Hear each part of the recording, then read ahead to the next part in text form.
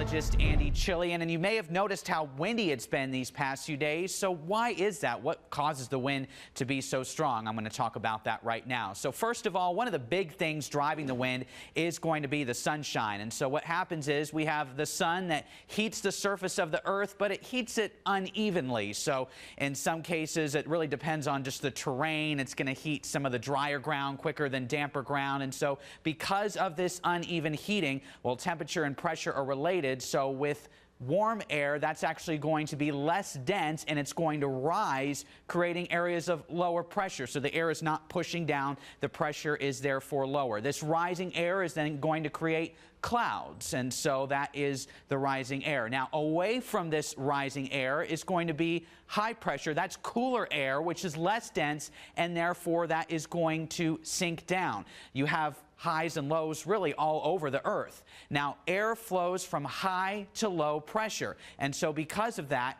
we have the wind that then forms here. So air flows from high to lower pressure, and that is creating the wind. Now, you can get a light wind or you can get a stronger wind as well. What causes the wind to be stronger? Really, the stronger pressure or the bigger differences in pressure can lead to stronger winds. So if you've got a real strong low pressure system, we know that what happens when it moves through is that the winds are really strong.